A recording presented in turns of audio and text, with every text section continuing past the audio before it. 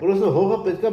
կարգավորել, վերիացնել, մեռած վիճակա, չմշակող հողերը մեռնում, պետք է դրանց կենթանացնել, այսպես ասած։ Ջուրը կա։ Հա։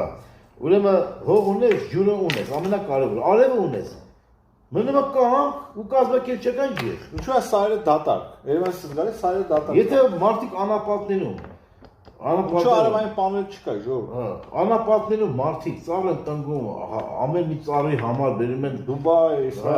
բերում են ահավոր մեծ ծախսերով, ամեն մի ծառի վրա $1000 փող են ծախսում, որ ջրամատակարարում են, ամեն մի ծառի վրա, դրանց քիչ ծախսը, հələ պատկերացրու, հասկանու՞մ, իսկ ստեղ կարելի ասել նո մի $10 դու կարաս ծառ աճացնես։ Հիմա հասարակ հայ մարդը լսում է շատ ճիշտ ես ասում, պարոն Հակոբյան, ինչ անենք։ Քաղաքական իշխանություն է պետք ունենալ, առայժմ։ Պայմաններ է պետք ստեղծել։ Ես դա չեմ ասում նրա համար, որ պետք է ամեն ինչը պետությունը անի։ Չէ, պետությունը ընդհանրապես սոցիալիստական երկիր չէ, որ պետությունը անի։ Как раз մեր վատը նա է, որ հիմա ինչ որ անում է պետությունն է անում։ Մասնավոր սեկտորը այդքան ներդրումներ չի անում երկրում, ինչքան պետությունը։ Բայց պետական ներդրումները պետությունը միշտ վատ բիզնեսմեն է, լավ գիտեք, պետությունը էֆեկտիվ չի աշխատում։ Որտեղ պետությունը դա ինչ որ абստրակտ է։ Վերացական օրգան է, այնտեղ չկա տեր։ Այնտեղ այդ չինովնիկների համար այդ ամեն ինչը իրանցը չի, իրանք ժամանակավոր են զգում իրանք էֆեկտիվ չեն մոտենում, պլյուս շարժված կոռուպցիան, գողությունը,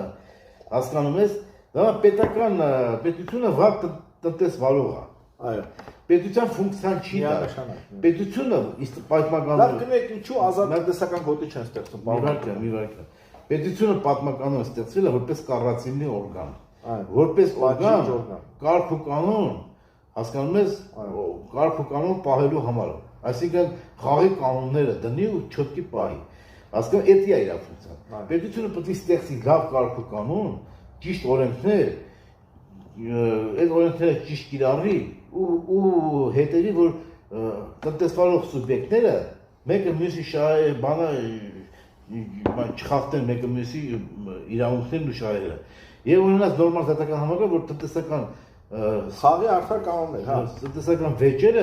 ճիշտ լուծումներ ստանալու, որտեղ մարդիկ ռիսկերի են գնում, չէ՞, միշտ ներդրողը ռիսկի է, չէ՞ գնում։ Նրան պետք չի լրացուցիչ ռիսկ, որ իրան կարող է խաբեն, ու ինքը չկարողանա դատարանում իրան պահի։ Ինքը արդեն տնտեսական ռիսկի է գնում։ Կարող է ստացվի, կարող է չստացվի, կարող է կորուստ ունենա, չէ՞, 100%-անոց պրոյեկտ չկա։ Բոլոր պրոյեկտների մեջ կա ռիսկ։